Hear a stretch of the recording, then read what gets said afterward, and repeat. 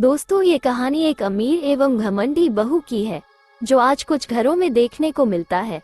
अमीर बहू का रवैया ससुराल में किस तरह होता है, इसी रवैया को कहानी के माध्यम से आप लोगों को बताने जा रहे हैं।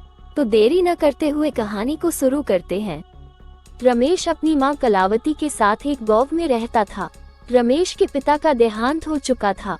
कलावती गांव के घरों में काम करने जाती थी, उसी से दोनों की गुजर बसर होती थी। एक दिन रमेश ने अपनी माँ से कहा, माँ तुम इतनी मेहनत करती हो, मुझे बिल्कुल अच्छा नहीं लगता। मैं अपनी पढ़ाई छोड़कर कुछ काम ढूंढ लेता हूँ। ये सुनकर कलावती रोने लगी। उसने कहा, बेटा कुछ दिनों की बात है, तू पढ़ लिख कर अच्छी नौकरी करने लगेगा तो मुझे काम करने की जरूरत नहीं पड़ेगी। फिर मैं तेरी शादी कर दूंगी। बहू के आने पर मुझे आराम ही करना है, तू अपनी पढ़ाई पर ध्यान दे।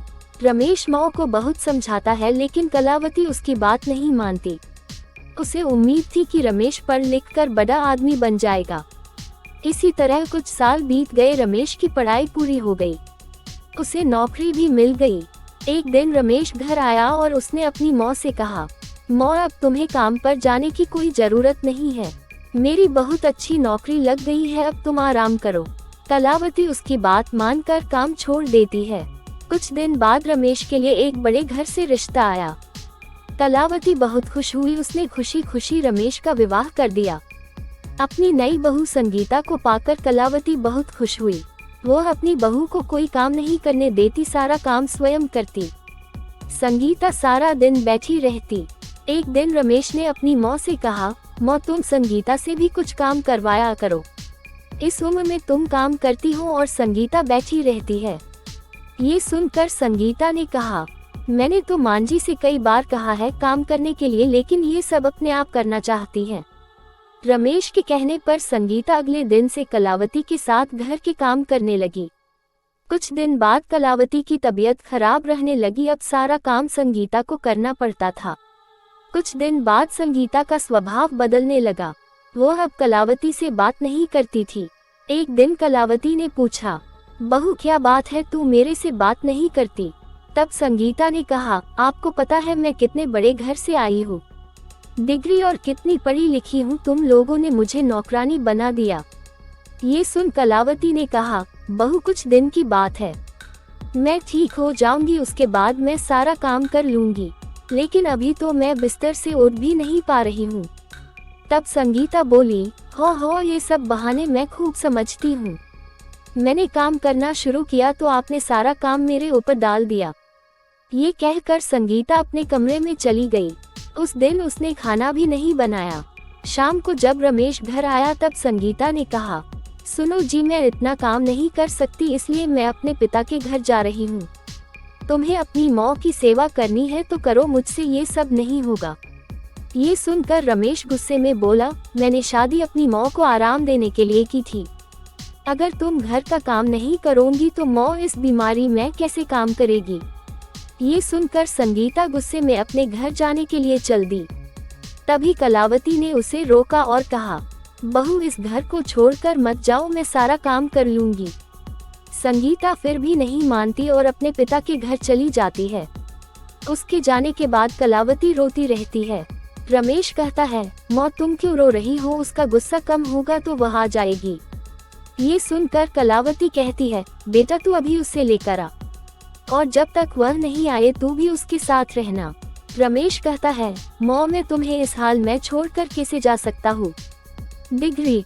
लेकिन कलावती कहती है, तुझे मेरी कसम नहीं तो मैं अन्न जल त्याग दूंगी और मर जाऊंगी।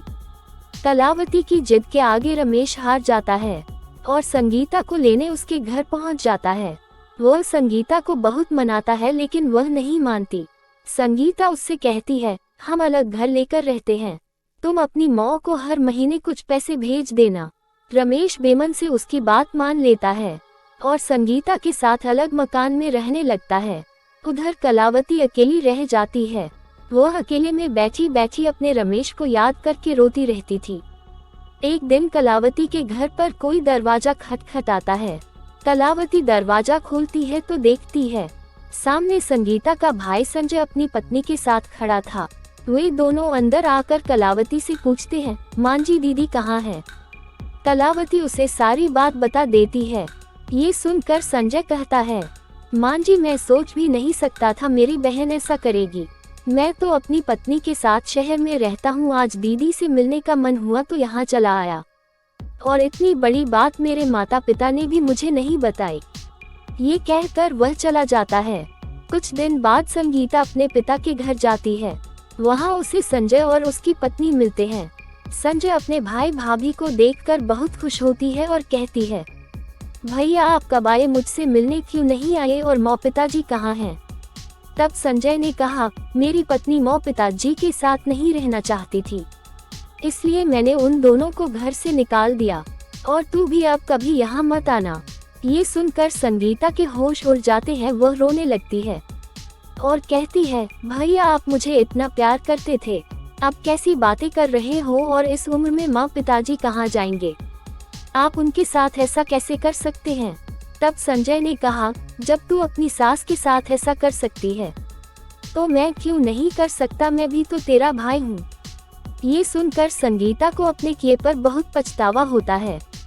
वह भागकर अपने घर पहुंच जाती है और रमेश के पैरों में गिर जाती है। रमेश के पूछने पर वह सारी बात उसे बता देती है और कहती है, मुझे माफ कर दो और मान जी के पास ले चलो, मैं उनसे माफी मांग लूंगी।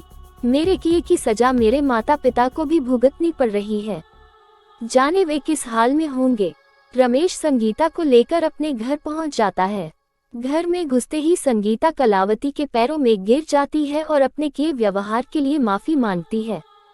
तभी दूसरे कमरे से संजय अपनी पत्नी और माता पिता के साथ बाहर आता है। उन्हें देखकर संगीता रोने लगती है। तब संजय उसे बताता है, उसने माता पिता को छुपा दिया था ताकि तुझे तेरी गलती का एहसास हो सके। संजय के माता पिता भी कलावती से माफी मांगते हैं। इस तरह रमेश, संगीता और कलावती तीनों खुशी खुशी रहने लगते हैं।